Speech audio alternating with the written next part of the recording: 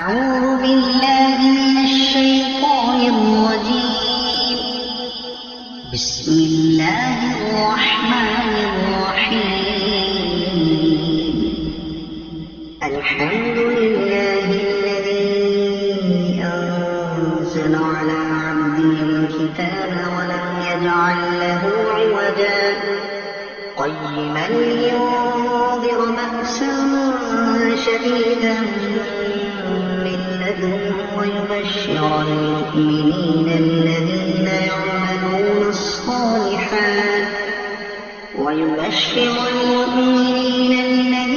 يعملون الصالحات أن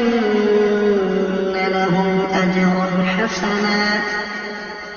ماكثين فيه أبدا وينذر الذين قالوا اتخذ الله ولدا ما لهم به من علم ولا لآبائهم كبرت كلمة تخرج من أفواههم إن يقولون إلا كذبا فلعلك باخع نفسك على آثارهم إن لم يؤمنوا بهذا الحديث أسفا إنا جعلنا ما على الأرض زينة لها لنبلوهم أيهم أحسن عملا وإنا لجاعلون ما عليها صعيدا جرزا أم حسبت أن أصحاب الكهف والرقيم كانوا من آياتنا عجبا إذ أوى الفتية إلى الكهف فقالوا ربنا آتنا من لدنك رحمة وهيئ لنا من أمرنا رشدا فضربنا على آذانهم في الكهف سنين عددا ثم بعثناهم لنعلم أي الحزبين أحصى لما لبثوا أمدا نحن نقص عليك نبأهم بالحق إنهم فتية آمنوا بربهم وزدناهم هدى وربطنا على قلوبهم إذ قاموا فقالوا ربنا رب السماوات والأرض لن ندعو من دونه إلها لقد قلنا إذا شططا هؤلاء قوم اتخذوا من دونه آلهة لولا يأتون عليهم بسلطان بين فمن أظلم ممن افترى على الله كذبا وإذ اعتزلتموهم وما يعبدون إلا الله فأووا إلى الكهف ينشر لكم ربكم من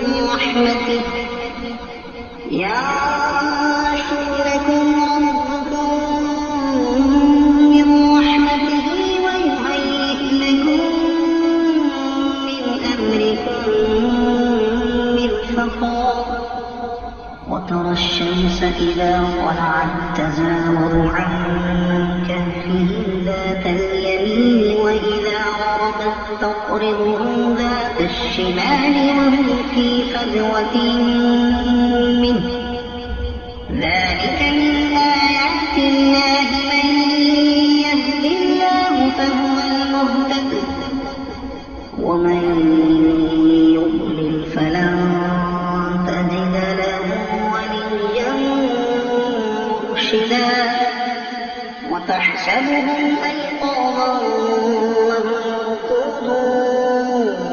نقلبهم ذات اليمين وذات الشمال وكلبهم باسط ذراعيه بالوصيد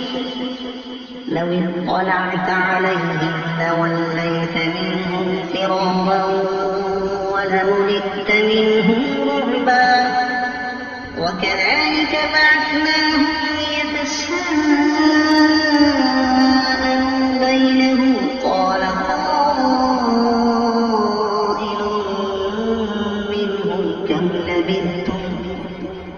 قالوا لبثنا يوما أو بعض يوم قالوا ربكم أعلم بما لبثتم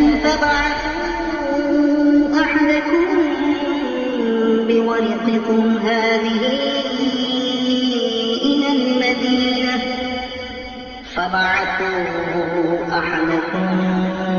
بورقكم هذه إلى المدينة فلينظر أيها أزكى طعاما فليأتكم برزق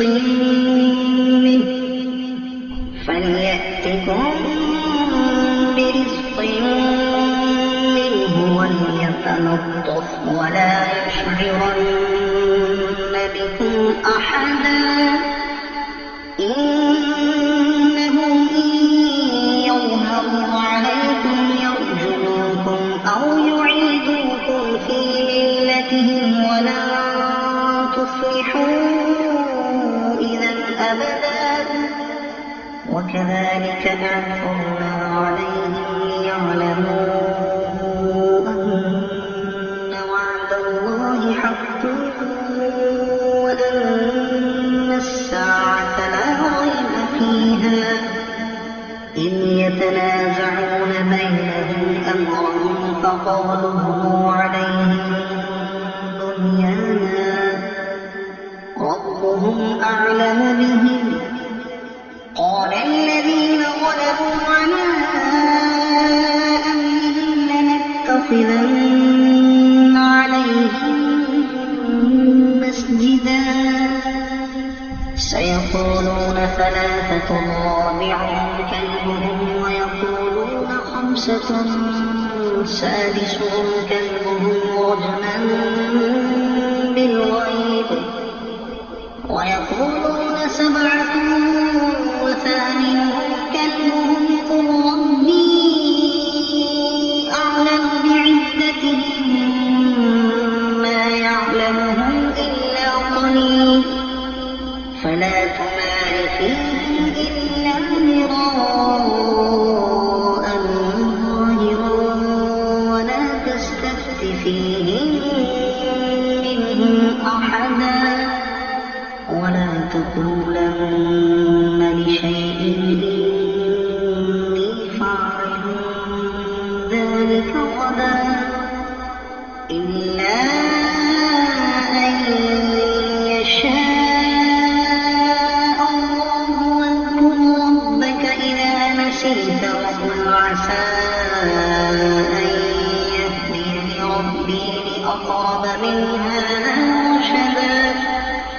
ولبثوا في كهفهم 300 سنين وازدادوا 9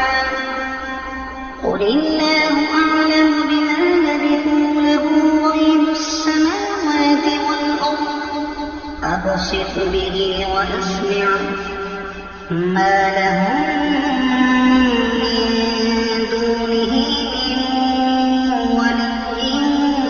ولا يشرك في حكمه أحدا واتل ما أوحي إليك من كتاب ربك لا مبدل لكلماته ولن تجد من دونه ملتحدا واصبر نفسك مع الذين يدعون ربهم بالغداة والعشي يريدون وجهه ولا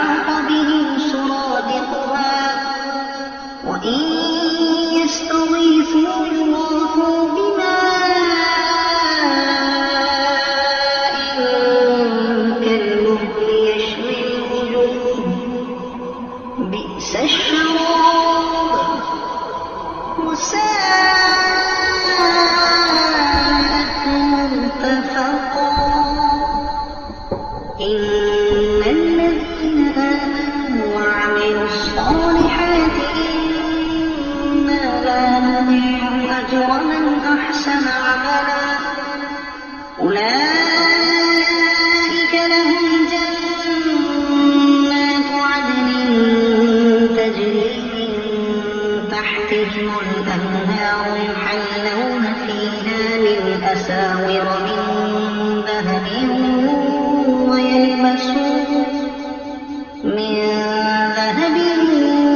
ويلبسون ثيابا خضرا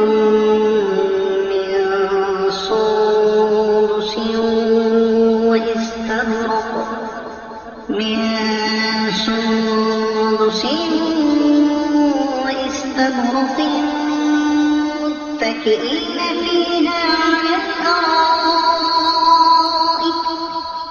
واستبرق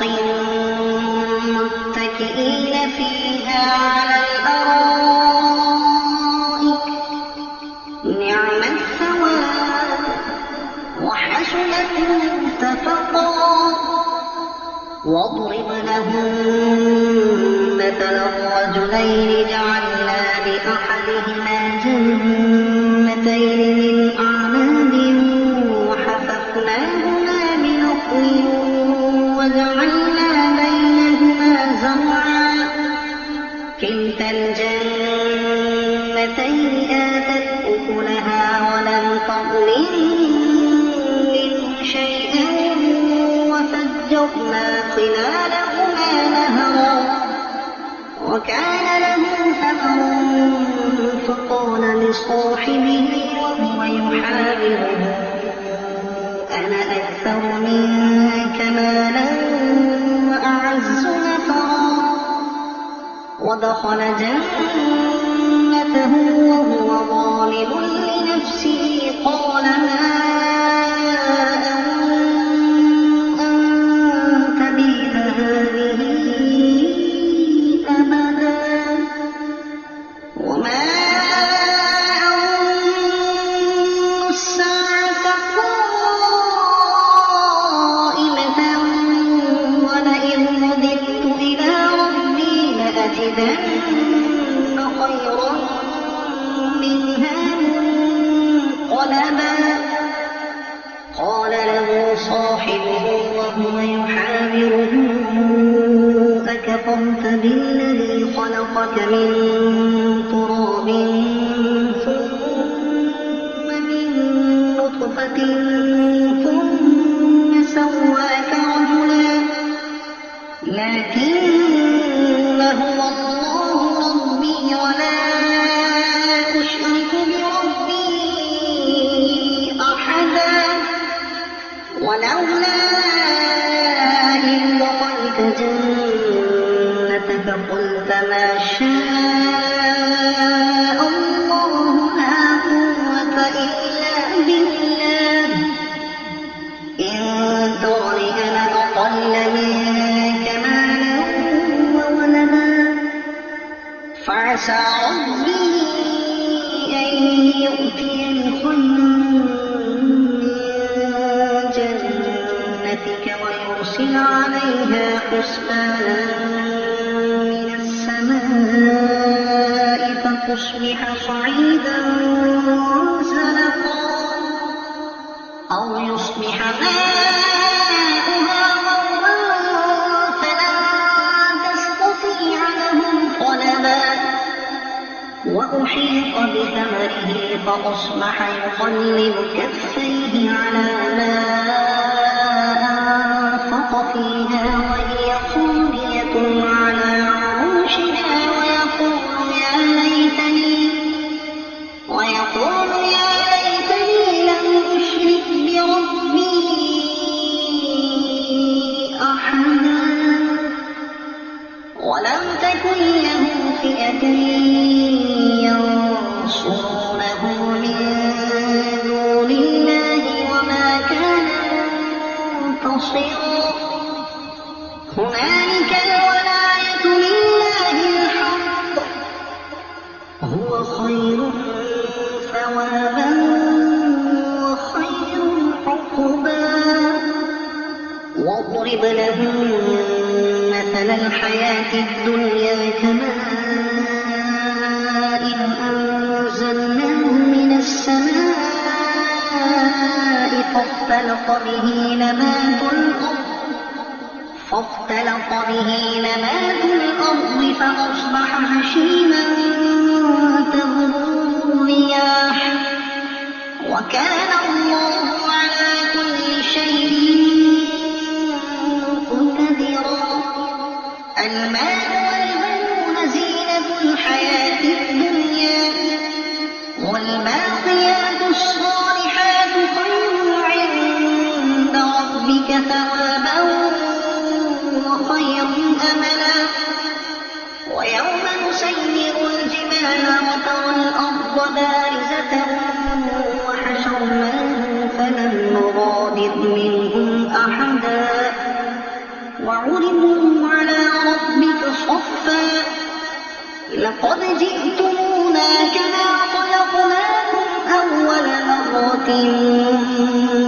بل زعمتم أن نجعل لكم موعدا. ووضع الكتاب فترى المجرمين مشفقين مما فيه ويقولون يا ويلتنا ما لهذا الكتاب لا يغادر صغيرة ولا كبيرة إلا أحصاها ووجدوا ما عملوا حاضرا ولا يظلم ربك أحدا. وإذ قلنا للملائكة اسجدوا لآدم فسجدوا إلا إبليس كان من الجن ففسق عن أمر ربه أفتتخذونه وذريته أولياء من دوني وهم لكم عدو بئس للظالمين بدلا. ما أشهدتهم خلق السماوات والأرض ولا خلق أنفسهم وما كنت متخذ المضلين عضدا. ويوم يقول نادوا شركائي الذين زعمتم فدعوهم فلم يستجيبوا لهم وجعلنا بينهم موبقا. ورأى المجرمون النار فظنوا أنهم واقعوها ولم يجدوا عنها مصرفا. ولقد صرفنا في هذا القرآن للناس من كل مثل وكان الإنسان أكثر شيء جدلا. وما منع الناس أن يؤمنوا إذ جاءهم الهدى ويستغفروا ربهم إلا أن تأتيهم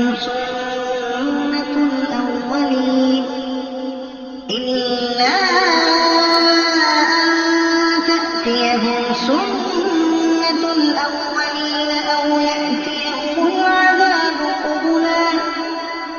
وما نرسل المرسلين إلا مبشرين ومنذرين ويجادل الذين كفروا بالباطل ليدحضوا به الحق واتخذوا آياتي وما أنذروا هزوا. ومن أظلم ممن ذكر بآيات ربه فأعرض عنها ونسي ما قدمت يداه إنا جعلنا على قلوبهم أكنة أن يفقهوه وفي آذانهم وقرا وإن تدعهم إلى الهدى فلن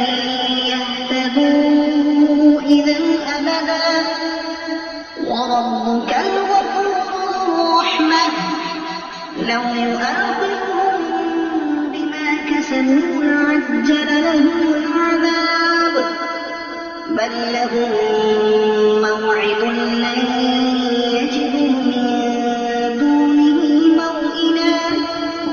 وتلك القرى أهلكناهم لما ظلموا وجعلنا لمهلكهم موعدا وإذ قال موسى لفتاه لا أبرح حتى أبلغ مجمع البحرين أو أمضي حقبا فلما بلغا مجمع بينهما نسيا حوتهما فاتخذ سبيله في البحر سربا فلما جاوزا قال لفتاه آتنا غداءنا لقد لقينا من سفرنا هذا نصبا قال أرأيت إذ أوينا إلى الصخرة فإني نسيت الحوت وما أنسانيه إلا الشيطان أن أذكره واتخذ سبيله في البحر عجبا قال ذلك ما كنا نبغي فارتدا على آثارهما قصصا فوجدا عبدا من عبادنا آتيناه رحمة من عندنا وعلمناه من لدنا علما قال له موسى هل أتبعك على أن تعلمني مما علمت رشدا قال إنك لن تستطيع معي صبرا وكيف تصبر على ما لم تحط به خبرا قال ستجدني إن شاء الله صابرا ولا أعصي لك أمرا قال فإن اتبعتني فلا تسألني عن شيء حتى أحدث لك منه ذكرا فانطلقا حتى إذا ركبا في السفينة خرقها قال أخرقتها لتغرق أهلها لقد جئت شيئا إمرا قال ألم أقل إنك لن تستطيع معي صبرا قال لا تؤاخذني بما نسيت ولا ترهقني من أمري عسرا فانطلقا حتى إذا لقيا غلاما فقتله قال أقتلت نفسا زكية بغير نفس لقد جئت شيئا نكرا قال ألم أقل لك إنك لن تستطيع معي صبرا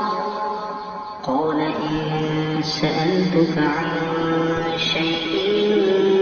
بعدها فلا تصاحبني قد بلغت من لدني عذرا فانطلقا حتى إذا أتيا أهل قرية استطعما أهلها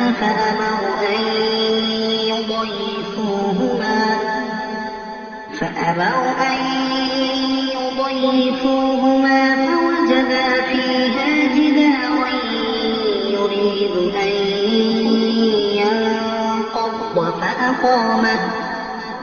قال لو شئت لاتخذت عليه أجرا قال هذا فراق بيني وبينك سأنبئك بتأويل ما لم تستطع عليه صبرا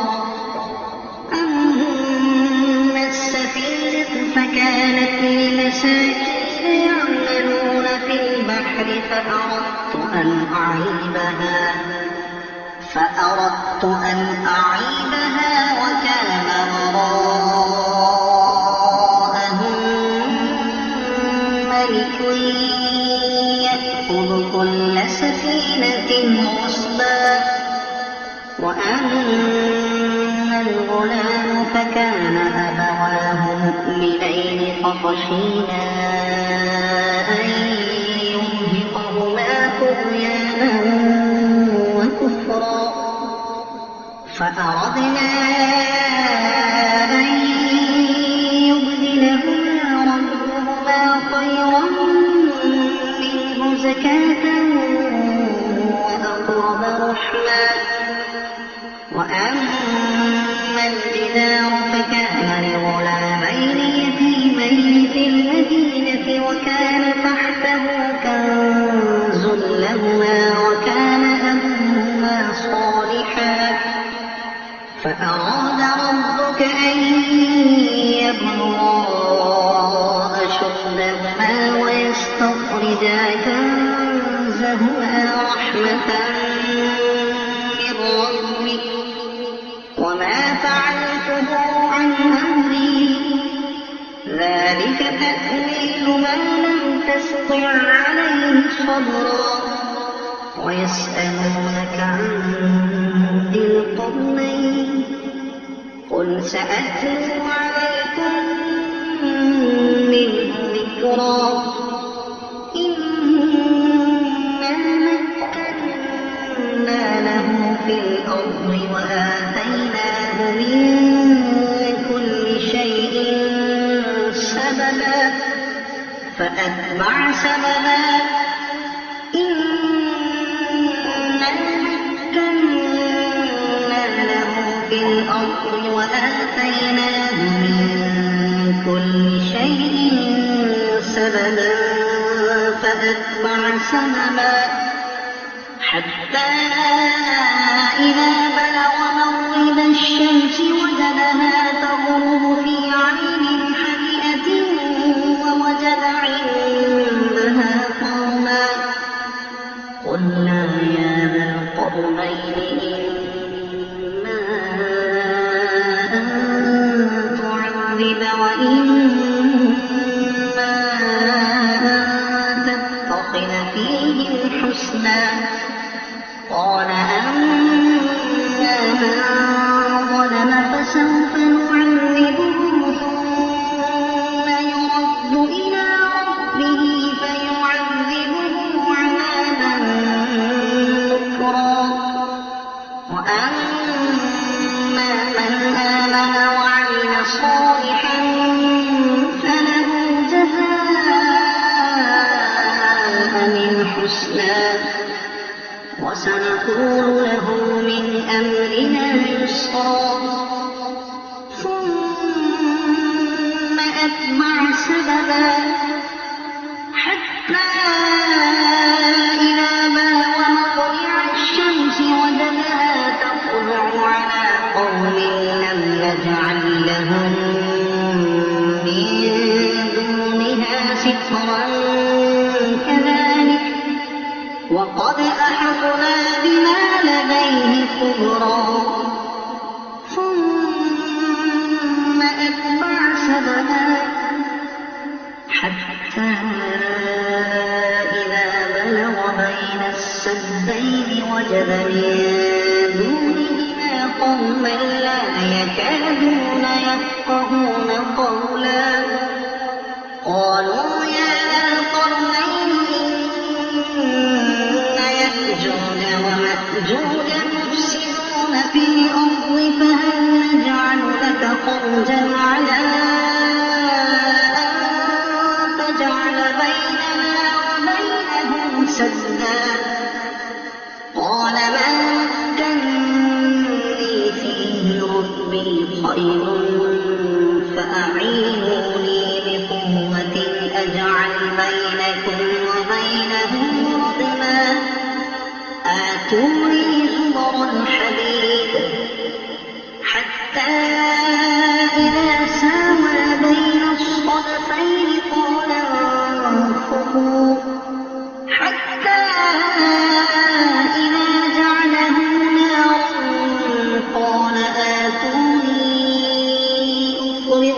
عليه قطرا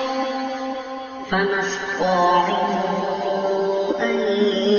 يظهروا وما استطاعوا له نقبا قال هذا رحمة من ربي فإذا جاء وعد ربي جعله دكاء وكان وعد ربي حقا وتركنا بعضهم يومئذ يموج في بعض ونفخ في الصور فجمعناهم جمعا وعرضنا جهنم يومئذ للكافرين عرضا الذين كانت أعينهم في غطاء عن ذكري وكانوا لا يستطيعون سمعا أفحسب الذين كفروا أن يتخذوا عبادي من دوني أولياء إنا أعتدنا جهنم للكافرين نزلا قل هل ننبئكم بالأخسرين أعمالا الذين ضل سعيهم في الحياة الدنيا وهم يحسبون أنهم يحسنون صنعا أولئك الذين كفروا بآيات ربهم ولقائه فحبطت أعمالهم فلا نقيم لهم يوم القيامة وزنا ذلك جزاؤهم جهنم بما كفروا واتخذوا آياتي ورسلي هزوا إن الذين آمنوا وعملوا الصالحات كانت لهم جنات الفردوس نزلا خالدين فيها لا يبغون عنها حولا قل لو كان البحر مدادا لكلمات ربي لنفد البحر قبل أن تنفد كلمات ربي ولو جئنا بمثله مددا قل إن